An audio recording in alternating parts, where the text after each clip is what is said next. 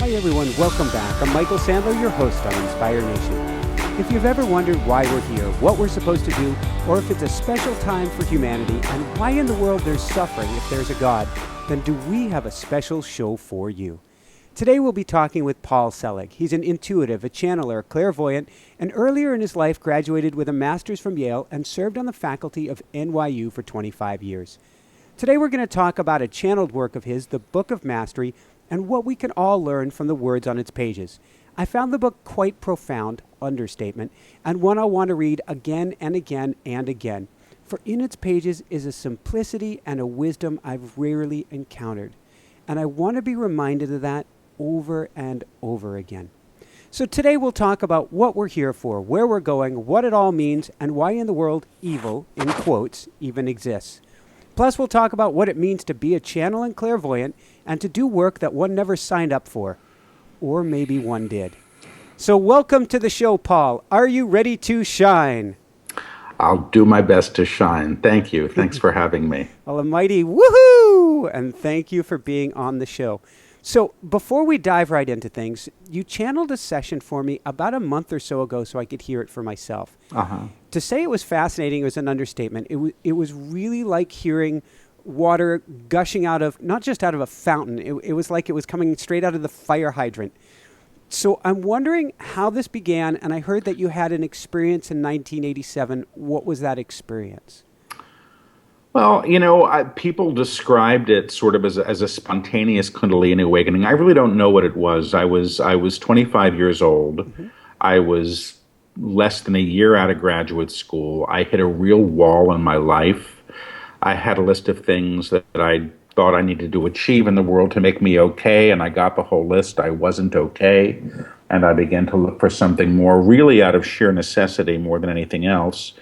And I went up to my roof on the night of this event that people were calling this harmonic convergence, and I asked to be woken up.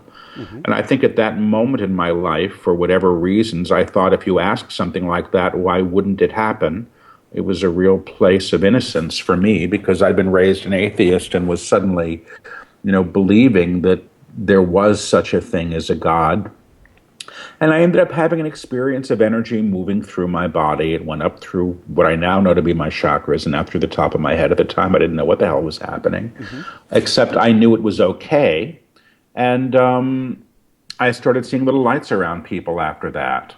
And that led me to study a form of energy healing. And when I had my hands on people as an energy healer, I started to get information for them. So I was opening up as a clairaudient without really even knowing what one was, except I was accessing information at a different level of consciousness than I'd known before. So were you hearing voices at that point, or? No, and I still don't, it's not like hearing something in the room. It's not like that's a form of clairaudience. People hear like the voice across the room, they turn and they say, who the hell was that? This has always been very much like a voice that emerges in my head that blocks out all of the other thoughts. And it's got a very sort of specific and direct quality that I've come to recognize and trust. And I really am, when I'm channeling, just taking dictation. At the beginning, it was different. Imagine that you're cutting up, a cabbage for a salad, and all of this, and you're thinking about the cabbage, and all of a sudden you hear the name Monica out of the blue, and you don't know a Monica, you're not thinking about a Monica, but Monica just sort of moves to the forefront of consciousness. That's what it was like. It was always unexpected and never really made sense in the context of where my own mind was going. If you can imagine sort of a radio that's always playing static, which are, say, my own thoughts, and then suddenly something pushing through. And really at the beginning, it was like pushing through the static to make itself known. That was the beginning of the clairaudience for me. I think also in those days, I had a very busy head. And as I've continued to work, it's gotten a lot easier. So this is a much more organic transmission now with my guides. At the time, was there a pushing back, either a denial or an I don't want or what in the world? Yeah, there was. I think I was fortunate in that the way that I developed was in a public situation. So I had my hands on somebody, and if I had my hand on your chest and I said the name, and I heard the name Arthur, and I learned to say, "Who's Arthur?" And you'd say, "Well, that's my father or my brother," or, whatever. I began to get the affirmation for what was coming. And so that allowed me to begin to develop a level of trust. Hearing for myself, has always been a bit more of a challenge because my personality self or my ego can get in the way. But when I'm channeling a text or I'm doing a workshop or I'm reading for a client, I'm able to move into a place of neutrality that really allows the transmission to come through pretty unimpeded. Would you say because listening to this text or reading this, that's weird that I said listening to this text. It's okay. But I guess reading this transmission, you still, I don't know if the guides still say, Paul is not this, Paul is not that. Sure, yeah. Well, Paul is resisting. I think that's what they're saying, or Paul is worried about the level of transmission. It's not the level of transmission. It's essentially, I'm a conscious channel. I'm not out cold for this. There are channels and mediums that just disappear. I've heard it said, whether it's true or not, from somebody who used to work with J.Z. Knight many years ago, that when she channeled, it was like she was dying every time and she wouldn't remember anything. When I'm channeling, there are varying degrees of my completely withdrawing from the experience. At its best, it's like I'm climbing into the back seat of the car and going to sleep. Mm-hmm. But I still know that I'm in a car, and I can still hear the gravel under the tires, and I can still sort of have an awareness of what's going on. Other times, when the transmission is coming through and I'm challenged by the content because I'm listening along, it's like I'm leaning over into the front seat saying, "What the hell do you think you're talking about?" And I think the part of that comes through is my own possibly unnecessary sense of accountability to my participation in this process. I mean, I am not a spiritual teacher. I can't say that I feel terrifically evolved. I'm a guy that sits in the chair. I do my best. I'm a student of this teaching. Mm-hmm. But I don't claim to be the author of it. My guides have just told me only recently, when I've expressed this concern to them, they said, "Well, you're not the teacher, you're an ambassador of the teaching." And I'm fine. But if you can imagine the ambassador saying to the president, "I don't understand what the hell you're talking about," that's kind of what it's like. And it actually then allows them to come through and either restate the teaching or unpack the teaching or explain my discomfort to me, which can just be my own fear or my own desire to control something that's not mine to control. I've heard from readers of the text that these interruptions, because they appear in the texts as interruptions, because for those who don't know my work, the books are all the written transcriptions of the verbal channelings. There's no writing involved. So if I go, "What the hell are they talking about?" That might appear in the book as interruption, or the guides just may say, "Paul is interrupting, and he is concerned, and we will address it." And sometimes they decide not to address it and just barrel on. They'll come back to me later, which is actually fine too, as long as I know that, as someone who's in essence a collaborator, and I'm a collaborator in that, like I'm the radio for the broadcast. I don't choose the station that's playing, or I do actually when I'm channeling. That's what I do is I choose to hear, but I'm not orchestrating it. So that's my role with this, and the interruptions, when they happen, is just usually a little bit of my own resistance to what's coming through. I think it's actually, in a sense, maybe you've heard this before, perfect, insofar as your resistance, as I read it, would be. It's like when I'm talking with you here and I have people listening behind me, and I say listening behind me, I'm just picturing the audience right behind me, and I ask for clarification or something, try to understand where the audience is coming from. That, in a sense, is what you're doing. That resistance does give the opportunity for a doubling back that makes things either a lot clearer for the audience, or it makes the audience you almost trust things at a higher level because we're so used to a certain level of skepticism that if something comes through and it's not, quote, balanced, we don't believe it. We throw it out. Yeah. Well, I do too. You know, I was raised something of an atheist. I'm not terribly woo-woo for a channeler, I guess. I don't know that I sought out being a channeler, but I do feel complicit to the dictation and on that level because I'm being used. And you know, you're much more mindful of your audience than I am. When I'm doing a channeling and I don't understand something, I'm actually being completely selfish. I don't understand it. And the part of me that is in care of the reader is like, I don't want to be participatory to a teaching that might mislead people. So at that level, please explain it to me. And I would say that, you know, that's my own stuff. You know, I did a workshop in San Diego just this last weekend, and in the last channeling session, the guide said pretty much, Paul, we're taking you to very uncomfortable territory. You're going to be challenged by that. And this is actually good because it means there's more to come. And, you know, the fact that they put it out that way shut me up for the rest of the session, because otherwise I would have been going, what the hell are you talking about every 5 minutes? But that's the only way that the teachings are going to progress. I mean, truthfully, none of the teachings that came through me were necessarily comfortable at the time they first came through, or they're all challenging my sense of who we are and what we are and how we exist in a world in relationship to one another and spirit.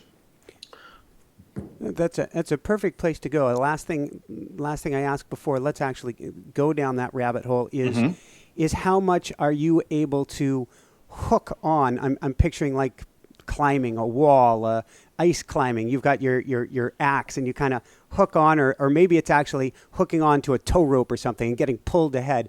How much are you able to keep up yourself personally with the level that the teachings are at? You mean in terms of the dictation itself and following the dictation, or living it in my life? No, in terms of being able to embody it yourself. Well, that's a really good question. I question this myself fairly frequently. If I'm doing this, it's because these earbuds are going to come flying out of my ears anytime, and that's just because they're strange. I've never put them in before quite like this. They're a new breed of earbuds. I feel at a certain level that I'm being worked with, as I said, as the radio. And my emanation or my energy field is in some ways being utilized as a battery for what's happening here. So I can, you know, stand in front of a room full of people. My guides actually embody me when I'm working. I'm up on my feet, I'm speaking with his accent, and there's this thing that happens when I work. There's this one thing that they do where they go around and they look at everybody and they sort of do this attunement individually, and my eyes change color. I mean, I have hazel eyes. They're rather dark. I haven't seen it, but the report is that they run a very, very pale blue. And after I do this exercise, I just say, what color are my eyes? And people say blue. And I go, well, I don't have blue eyes. So they're working with me. In terms of my embodying them in my life or embodying the teachings, you know, I complain about this all the time. I'm this cranky middle-aged guy, you know, or over middle-aged now, who has things that he wants that he doesn't get and gets cranky. But I do operate now with a whole other awareness and level of awareness of what it means to be and be in the world. And my sense of consciousness, I think perhaps is radically different from some other people's, but I take it for granted. This is just the way that I live my life. Now, I think this is to say is that I don't perceive myself as special. And I tend to be wary of specialness and people who think that because they're able to operate at this level or do these things, that they're different. I think perhaps what I'm able to do is demonstrate some ability that we all have that perhaps are latent in others. And for whatever reasons, and perhaps just because I kept showing up year after year and doing this work in the face of enormous resistance from myself and occasionally from others, I've developed But yeah, I think I have aligned to the teachings. But am I walking around the street wording through everybody I see or doing what they would recommend their students do, which Hmm. is be conscious and aware of the divine in all things? No, and that's, I think they would say, is my choice or my laziness. When I do, the experience is monumental. But if you can imagine this, I'm in a very awkward position. I'm channeling a lot. Hmm. And it's rather like a chord of music gets played, and I am the string or one of the strings or the instrument that the chord is playing through. So as the chord is played, which is my guides working with me, I am in resonance with it in a really complete way, and there's no other way to describe it. Hmm. I mean, when I'm with them, I'm operating at a level of love that I don't necessarily walk through with, walk around the world with, and perhaps I'm getting there. I mean, the guides have said to me and to all of us, frankly, that we are who we they are who we become when we kind of get over our small Hmm. selves, and I actually believe that to be true. So where this is a good starting point into this. Mm-hmm. What is let's start at the we'll start at the end. What Mm-hmm. is the big picture goal of the guides right now? Well, I can try to answer this. They might think it's something completely different than I do because these teachings are evolving. Hmm. And I mean, they've just completed what is book one of a new trilogy, and I have a sense of where they're going.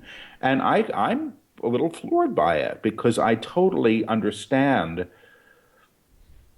what they're claiming can be so, because what they're saying is that the realization of the divine self, they call that the infinite self, sometimes they call it the Christed self or Hmm. the true self. The realization of that in form is the truth of who and what we are. But we've been operating in denial of that. And the technology, and that's a word I use uncomfortably, or the attunements that they bring forth to support us in that are really there to support our being able to hold that level of alignment and express it and demonstrate as it, which is what their teaching is. So I let's mean, I want to slow you down there for sure. a second. Hmm. So you're talking for clarification to remind us of who we are. Yeah, who we already are at a level of expression. Now, I mean, they would say, I think, that the Christ, and this is their definition, their definition of Christ is the aspect of the Creator Hmm. that can be realized in material form, is the truth of who we are and who everyone is, like it or not, agree with them or not. It's the divine principle or the logos or the word that is activated in all of humanity, in all things, I suppose. I mean, I'm assuming that would be true. But you see, they say that it's essentially always present, but it's dormant until it's activated in our awareness. This is Hmm. the awakening of the divine self. But they say that once the divine self is awakened, it has one goal, which is to be realized as and through who we are and who everybody else is. And that means, I think, a whole level of re identification because we've been living a life that we've sort of been taught to live, where we've self identified through what we were told to be or how we were told to be, and we've named everything based on how somebody else who existed before us named it. We're in agreement with all this stuff. And I think perhaps at the cost of a level of realization of who and what we are. If by meaning we're in agreement, you use an example in the book of going into a store and saying that's a blue sweater. We agreed it's a blue sweater, and we agreed that a blue sweater should be a more expensive or a less expensive. In other words, we've all agreed on the painting in front of us, or the Mm-hmm. painting all around us, and even us as part of that painting. Yeah, I mean, I didn't write it. That's what they said, and that's the dictation I took, and that's now what's in the book. So, yes, that's exactly right. I mean, somebody once decided that something was blue. And now we all claim it as blue, and it's a collective agreement about what the color blue is. So we see blue, we have associations with it, but these are made in collective ways because somebody one day said, that's blue. And we have a whole world that's built that way. So if we back up then to what you were saying earlier about what the goal is, and this is something I kind of alluded to in the introduction, it becomes the goal of life, or the goal of our lives isn't what we typically think it is, the goal of being happy, for instance. Well, that's kind of what they would say, yeah, which, it doesn't make me terribly popular with the people that think this is just about being happy. I mean, being happy, they say, their definition of happy is contentment, and contentment is normally a form of resting in the known. My idea of happy is a good movie on Netflix and a box of cookies. Which is I'm an very unknown. happy with that. There's nothing wrong with it. I think they'd prefer to move us into joy. But I don't know that comfort is the end result of this. I mean, truthfully, they say this is school and we're here to learn. This is all school, and the realization of this sort of changes our relationship to what's happening.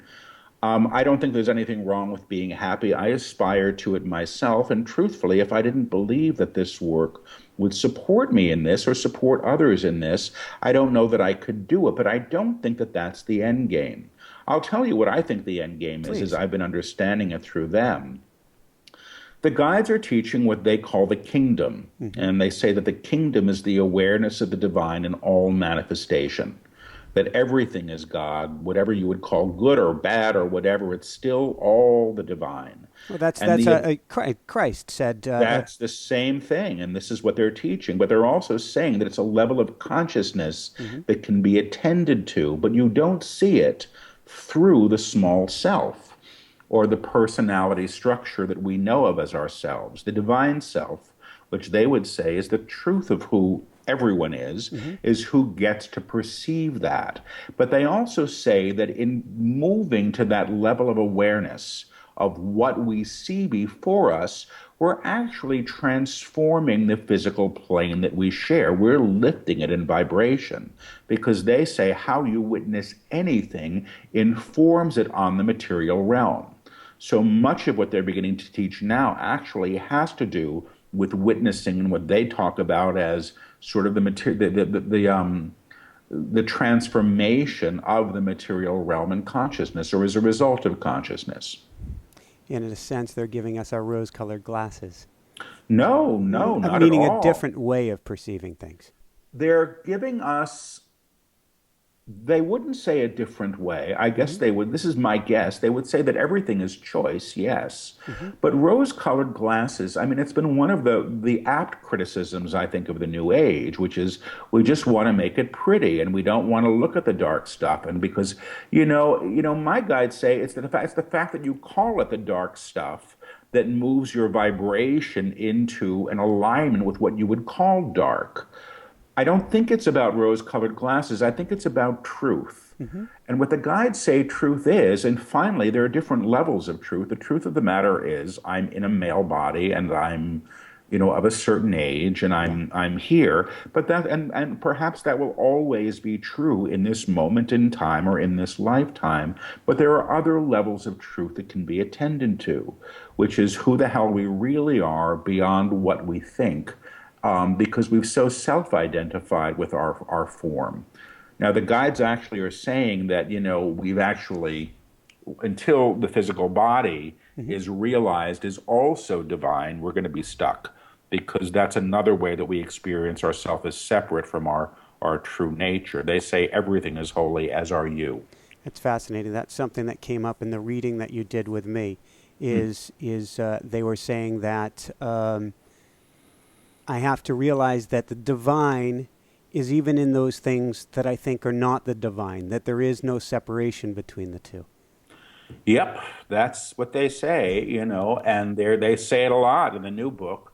I mean, they've said since the beginning of the teachings that have come through me, something very, very simple. You cannot be the light and hold another in darkness. They've said that again and again and again. You cannot be the light and hold another in darkness. You can't be, because essentially when you do that, you're in judgment. When you're in judgment, you're in fear. And when you're aligning at that level, you've forgotten who you are. And so everything, this is something I also alluded to at the beginning. You talk about it in here. I think it was actually one of your interruptions.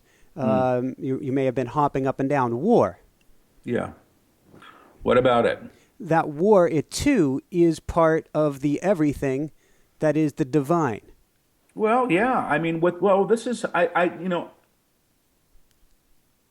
not going to take that up and say I would say yes, probably would be their answer. I know what they say about war is that we've existed so long on a planet with war that we really can't conceive of not having it, which then makes us always in a position to be perpetuating this very thing that we say that we don't want, until we can lift our awareness to another possibility or a higher level of truth where war is not how we operate. We're going to continue to claim it. But I think what they would say is, yeah, I mean, the idea that if things are in agreement to what we think they should be, they're okay, is the small self sort of with its edict of what should be. Does that make any sense? It makes some sense. I think I want to actually back up and get into the definition of small self and whether that's ego or whether that's something else. And well, let me do my best with this. They would say, I think, that the small self is the personality structure, and that's who we're taught to be. I mean, they say, you're born, you're given a name by somebody else. Yeah. You have these experiences. You grow up in a culture where you sort of appropriate your own belief systems too. You're taught what to believe in the culture. And this would be the small self or the personality self. The divine self, they would say, is the eternal self, the aspect of the self that seeks realization as in through you, or the divine self. They would say that that's the truth of who and what you are. They're not discounting the small self. The small self has a role. There's nothing wrong with personality, but I think it's a level of misidentification. My small self or my personality self has a whole bunch of fear. The divine self doesn't. And in aligning myself to, or being aligned, I would say is a better way to say it, to the divine self, I start to operate at a different level of consciousness. They say the divine self is never afraid because the divine self does not exist at the level of fear. It simply doesn't operate at that level. So fear isn't a reality to the divine self. The small self gets afraid. My personality self can be terrified. The true self doesn't, because it doesn't exist at that level. The Christ itself, they would say, cannot be persecuted. It's the eternal self. It's always whole. Make sense? It does make some sense, although it begets a somewhat personal question. So forgive me for asking. They're coming through you. They're speaking through you. And yet you still have the same fears that the rest of us have. And I'm not trying to put you up, but you're plugged in at a level that is more palpable, is the word? Perhaps, perhaps you're confusing that with the exoticism of being a channel.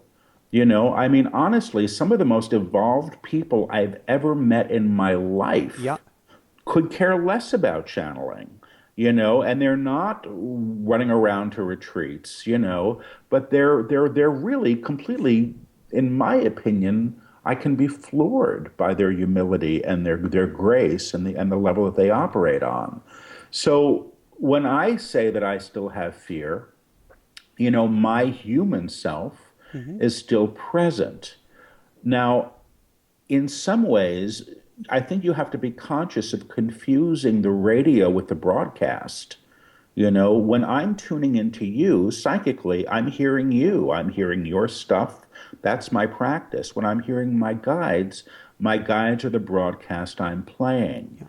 I will say that I have an energy system, for whatever reasons, that seems to accommodate this.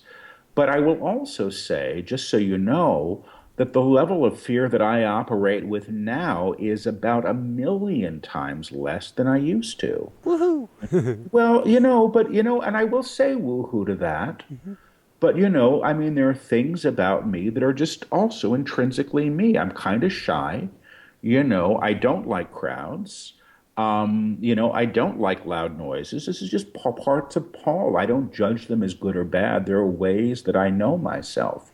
To assume that when I'm more evolved, I'm going to like loud sounds and crowds would be somebody's supposition. I mean, I think one of the things the guides say, and I'm not saying this at all in my defense because I don't have anything to defend here, but they say, our belief in what it means to be enlightened Mhm. is still a product of the small self. It's some Fascinating. projection by the ego about what it means. Mhm. What they're talking about is being. This is about being. It's not about getting there. It's about being as the divine self, or allowing the truth of who and what you are to operate as and through you, which the guides say is service. One of their big claims in their teachings, and it's actually an energetic attunement, is I know who I am, I know what I am, I know Mhm. how I serve. And they say how each one serves is how they're most fully realized as the true self. Wow, that's powerful. That's actually something Jessica and I have just started, my wife and I have just started Mm-hmm. logging each time that something gets repeated in other talks, because we see these Uh-huh. things comes. We interview a person a day, and so we see them come in Okay. clusters. Got it. And that has been maybe the number one or number two cluster right now is the servant leader, the servant. Yeah. But you see, the idea of service, I think, also gets corrupted Hmm. in some ways by our ideas of what it means to be in service.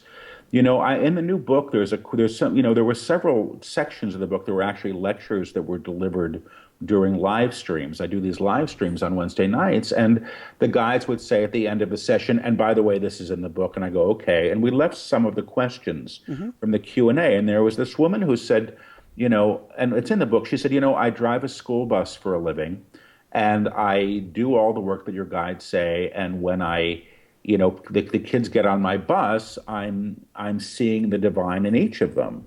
But what am I supposed to do to progress? And the guides say you're doing it. I mean, that's extraordinary service.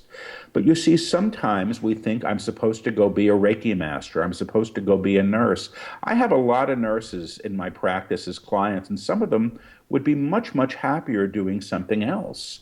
The guides say how each one serves, whoever you are, Hmm. is how you're most fully realized as your true self, because that gives everybody else permission to do the same thing. But it's also an understanding that it's the divine operating through you in this way. It's not the small self ascribing what service means, which will always be colored, I think, by what we've been taught. And I think what we've been taught isn't necessarily so here. What's the most important teaching that you're getting right now for yourself? That's an interesting question. Well, I mean, the most important one that I have had to work with consistently Hmm. and do work with consistently, and I give myself credit for this, is not making choices based in fear. The guides say again and again and again that the action of fear is to create more fear. And they say, look at your life and look at every choice you made because you were afraid, and see what it got you. And in almost all cases in my life, I can say it got me more fear. So I've learned and continue to be really challenged by that, Hmm. because, I question sometimes what is being prudent and what is being fearful, what is being, responsible, what is being cavalier, these kinds of things. So that is one of them. Let me see if there's another one that's been up recently. Yeah, I want to say that it's knowing. It's really about moving into knowing at a more profound level. I mean, the guides are very big on knowing, and they say, when you think, you don't know. Hmm. There's a vast difference between thinking and knowing.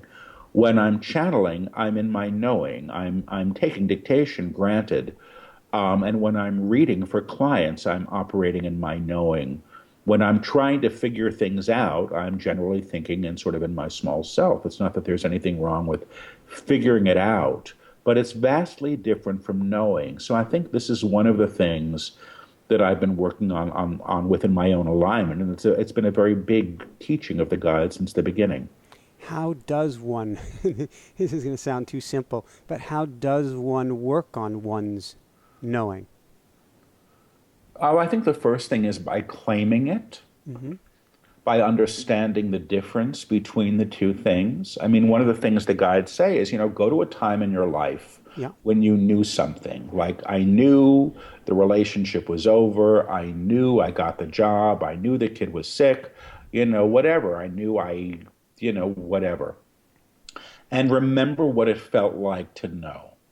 And it's something that's very specific in the body, and in my field, I can tell the difference. Now, the difference would say, go to a time in your life when you were thinking, Mm-hmm. I thought I got the job. I thought even if you do it right now, I think I know what's for dinner. I think I know what the weather's going to be like tomorrow. I think I know how this interview will be received, whatever it might be, and see what the difference is. And there's a really significant difference between thinking and knowing. And my own sense is that when I'm in my knowing, there's not a question attached to it. Mm-hmm.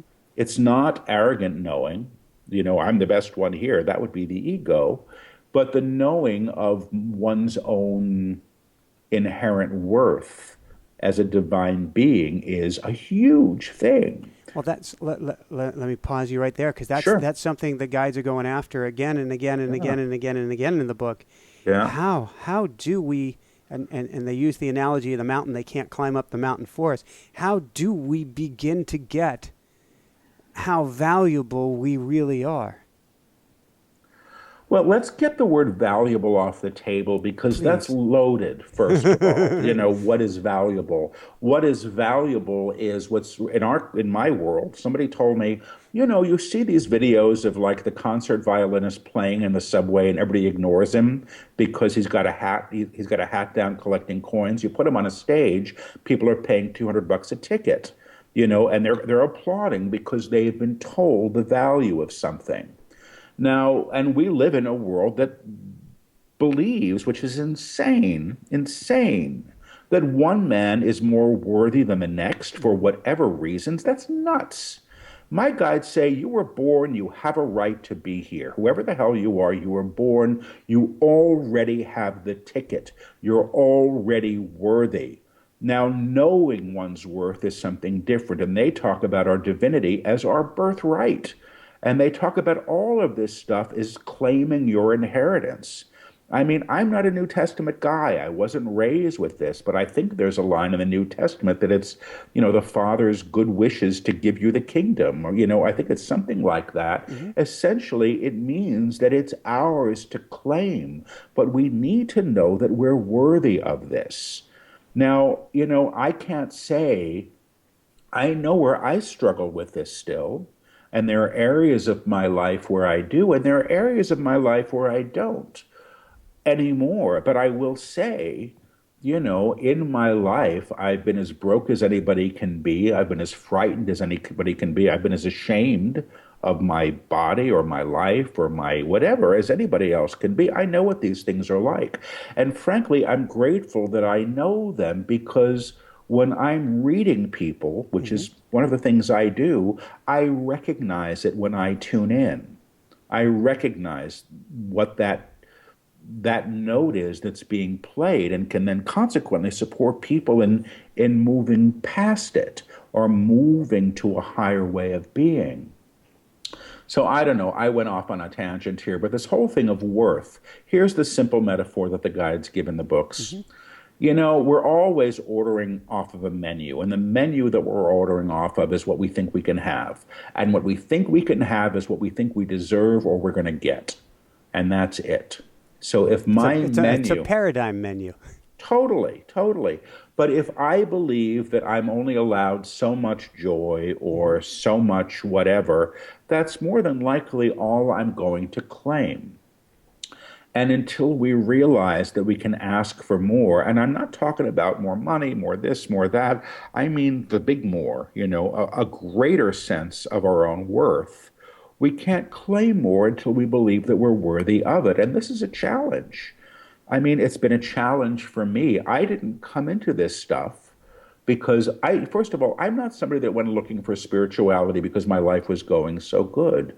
I'm one of those people that sort of fell through the hole into this other world and went, what the hell is this? Mm-hmm.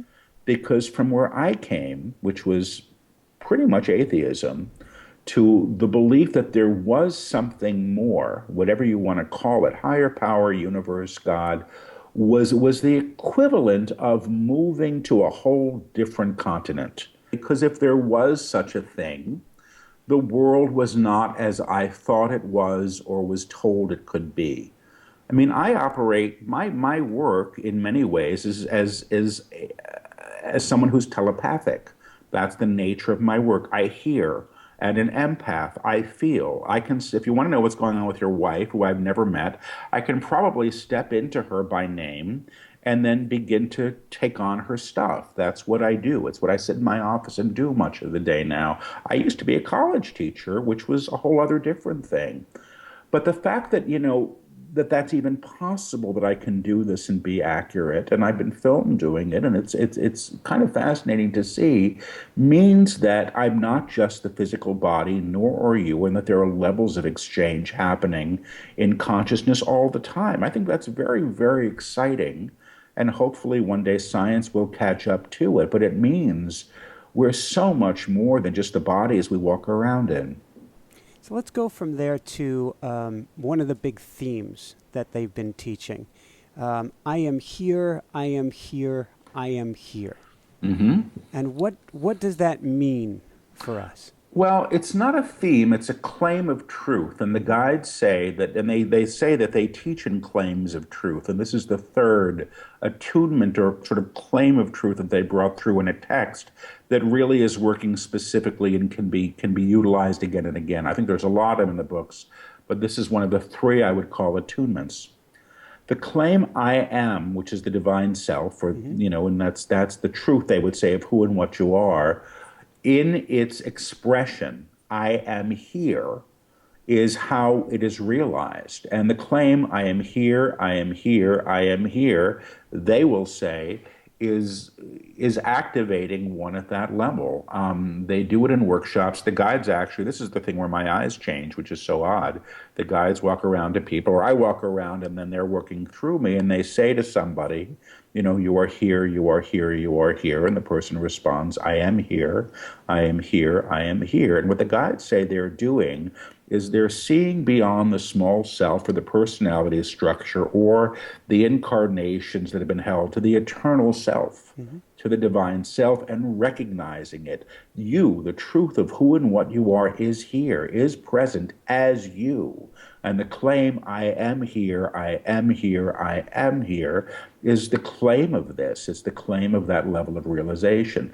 There's an energy that comes with it that's pretty extraordinary, and I tend to trust the stuff that comes through when there is an energetic configuration that attends to it, and that's been the case. Meaning you feel something? Oh yeah, you feel it, and the person who's doing it feels it too. The books themselves, the guides say, are energetic attunements that work directly on the reader. And, they say, I can only be so many places. I'll pause you for stuff. a brief second. Sure. This is a book that you pick up, and it feels, at first I thought it was just the pages that are kind of wrinkled on the edges. I don't know how to describe it. But boy, does it have a special energy to it. Yeah. Yeah, they do. It feels different. It's a transmission. I suppose all books are transmissions of consciousness by nature of the fact that the consciousness that wrote them is informing everything, every word on the page. The difference here is I don't write the books. The guides I work with are writing the books or dictating them, and they say that the books work on two levels. The words on the page, which provide an intellectual context for the reader, but they always say that the real book is actually is what's behind the words or between the words or informing the words. It's the energy of them. So, the books themselves will do the attunements with people and have. And it's interesting. If you go to Amazon and you look at the reviews online, you'll Hmm. see these people writing things like, I'm reading the book and my body is vibrating. I'm reading the book and I'm seeing auras. There's phenomena that's been attached to these things from the beginning. And the guide said in the very first book, this is what's going to happen. And it seems to continue to happen. And I'm grateful for that. When I started channeling, I wasn't that interested in the information coming through me. I was far more interested in the energy because it was Hmm. so palpable. And I didn't even notice when I began lecturing in channel, where they began speaking through me at length, because and I didn't really care initially because I just wanted to feel the energy, which was gorgeous and beautiful and loving and profound. Now I've learned to not only listen to the words but record them and transcribe them, which are the books, because the guides are teaching in this manner. I think to reach more people than I could reach in a workshop. Can you be present enough during the channeling to process, or do you have to go back to it? I'm thinking, like, for instance, I'm listening to you right now. We're doing an interview, and Hmm. I'm so present in where you're at that I don't actually process everything that's said until later on if I listen to it again. Well, yeah, I think if I were to listen to it all, I would get that. I have a very hard time hearing my own voice channel Hmm. because it's coming through me. So, I mean, I don't want to hear it come through me. If you were giving me this stuff, if I was hearing it all in your voice, I'd have a much easier time, I think, going, wow, I can see what I really think of that.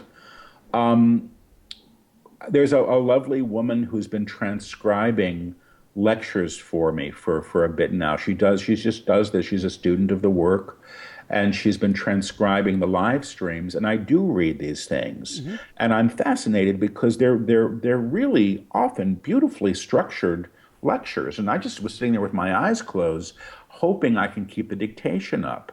I mean, all I'm doing is waiting for the next line to speak that I'm given. I'm taking dictation. It's like reading fortune cookies, one after the other, which is a very different way of channeling than perhaps some other people do. So before we begin to wrap things up here, what would you say is a starting point, or what do you believe the guides would say is a starting point for the next step in our journey? I mean, obviously getting the book, and diving into it, but Yeah, releasing. This is what I'm getting from them. Releasing the need to be who you think you are, to be who you think you are, so you become yourself, so you can become your true self. Let go of the expectation. Let go of the expectation of what it means to be who you are, of what it means to be who you are. The investments you think you should be, the investments in who you think you should be. They need to be released. They need to be released in order to realize who and what you are. In order to realize who and what you are, who and what you are outside of the structure that you've agreed upon as a small self, as a small self. Imagine for a moment that who the hell you are, that who the hell you are, that who the hell you are is vastly greater than you have assumed, than what you would prescribe for yourself. And what you would prescribe for yourself is but a shadow of your truth, is but a shadow of your truth. The divine self as you, the divine self as you is here, is here, is here, is here, is here, is here, and seeks to be known by you, and seeks to be known as and by you. We are here with you to support you in this. We are here with you to support you in this. They're saying to support you in this period, and they're saying period. So that was them. That's how it wow. happens. Yeah. Does period mean end of discussion, or That means it's the end of their thought and what they were saying, yes. So they if came to respond to that, and that's what they did. thank you, guides? I would be curious, and I certainly don't need an answer, but if guides have any other words of wisdom that they want to share with the audience. Be true to who and what you are, not what you've been taught to be, not who and what you've been taught to who and what you've been taught to be. The small self likes rules. The small self likes rules. She likes to be seen in a certain way. She likes to be seen in a certain way. She likes to be adored for who she is. She likes to be adored for who she thinks she is. Let her be free. Let her be free to realize herself. To realize herself worth, in her worth. The divine self knows who she is. The divine self knows who she is. She does not seek approval. She does not seek approval. She does not wear a mask. She does not wear a mask. Let her shine. Let her shine. That is who shines, my friend.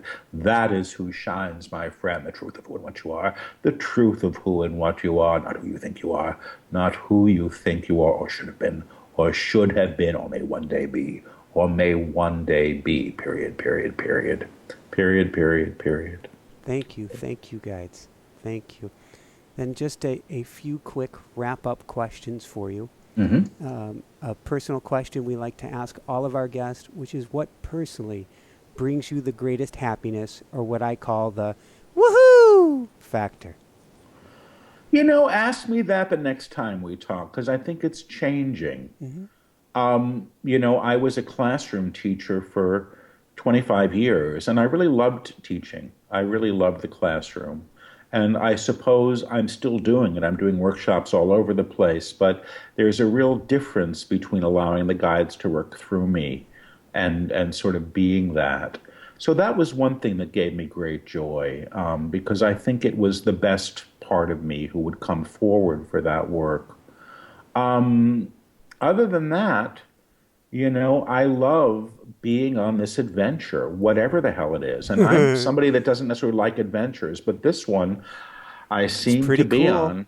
Yeah, it's pretty cool in its way. But, cool is, again, what's cool for me is nuts for somebody else. So I'm happy to be where I am and in this process, and happens to be in a way that other people are getting to notice right now, which is uncomfortable for me. But, so be it. Beautiful. And you're doing a lot of good out there. Thank you. I appreciate that. Thank you. So where can people go to find out more and to find your book? Well, the book is available on all the online booksellers and, Barnes & Noble, Amazon, IndieBound, and, you can get it perhaps at your local bookstore. And my website has links for my live streams, which are on Wednesday evenings, and my workshops, which are all over the country, and private readings, and that's my name, paulselig.com, paulselig.com. And if you didn't catch that, if you're driving down the road, just go to inspirenationshow.com, and we'll have all the information, the links as well. So any last words of wisdom, either from the guides or from you? No, I don't think so. I think this has been a wonderful conversation, and I want to say thank you for having me and letting the guides come through too. That doesn't always happen in an interview. Well, I want to thank you so much, and I want to thank you for the session that you did a few months ago. It was beautiful. It was special. It was I don't have another word for it than unworldly. Well put. So thank you so much. For everyone out there, this is Michael Sandler saying, be well, have fun, get the Book of Mastery, be here, and be here. I am here, and shine bright. Woohoo! Thank you. Thank you. Bye-bye. Hey everyone, thanks so much for watching. If you enjoyed it, be sure to like below. Also leave your comments, have some real fun with it. Subscribe to our channel where you're going to get more great videos, more interviews coming up. And check out our website, inspirenationshow.com. That's where you'll find tips, blogs, information, videos you won't find anywhere else, and useful and helpful resources to really help you kickstart your life and to shine bright. Thanks so much again. Thank you for your support. Like, comment, subscribe. See the website. Thanks so much and have fun. Of course, shine bright. Woohoo!